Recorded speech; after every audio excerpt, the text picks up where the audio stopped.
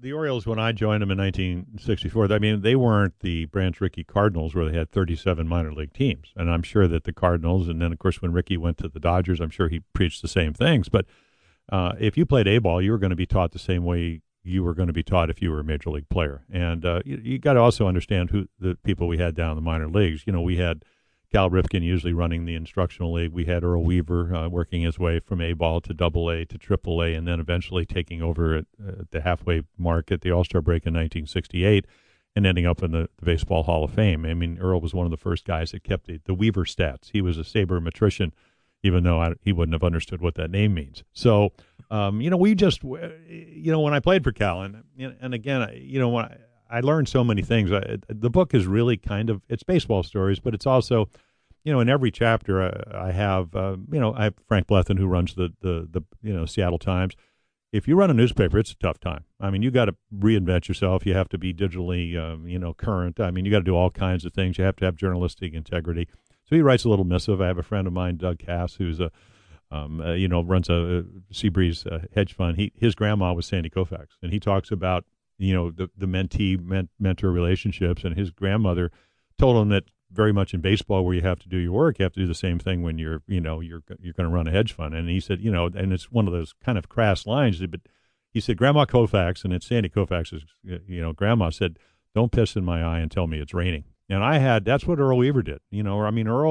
Earl, it was very black and white. So the Oriole way was, okay, when you played for Cal Ripken Sr., you would come to the ballpark, and I still remember, it was opening day in Aberdeen, South Dakota. You're, $3 a day meal money, $414 after taxes, living in a basement. When it would rain, your shoes would float to because you get about 2 inches of rain. You always knew where they were. They just float into the corner.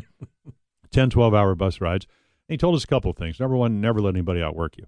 Number two, let's come to the ballpark, have fun. Number three, let's have a passion for getting better every day we come to the park. Now, that's because we didn't want to be an A-ball. We wanted to be an A for the moment.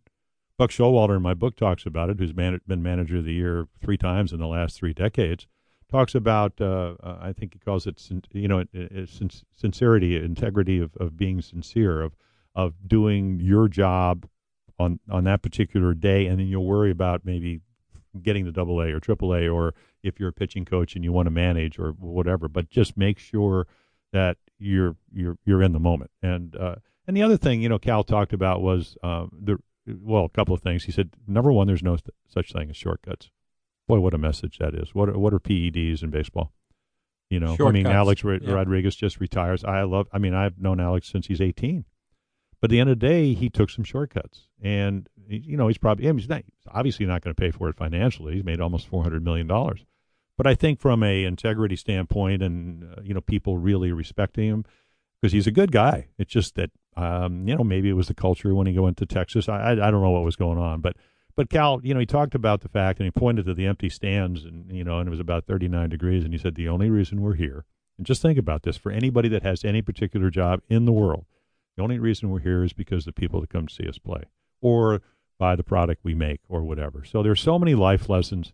Tim McCarver talks about there's no business quite like the business of baseball, but the lessons of the game are universal. And Timmy and I, of course, worked at ABC.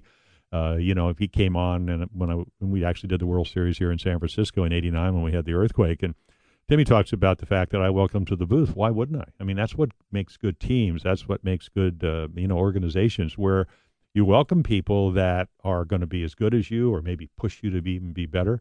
We had a chance to work with Al Michaels, who's, had a long time, career starting in Hawaii and then going to San Francisco or Cincinnati. Then San Francisco. Yeah. And then, always talked about how important Sparky Anderson, who ended up in the Baseball Hall of Fame as a manager, was, kind of taught him the game. And so again, that's what the Orioles were about. It wasn't anything really that special. And I think the hard work, and again, if you're a small market team, which the Orioles were, but I had a chance to play with some of the best players that ever played. I mean, I played with Brooks Robinson. I played with Frank Robinson.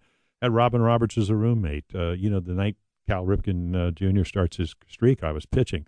Eddie Murray, one of 4 guys with over 500 home runs, 3,000 hits, and it kind of tells maybe a lack of my baseball acuity.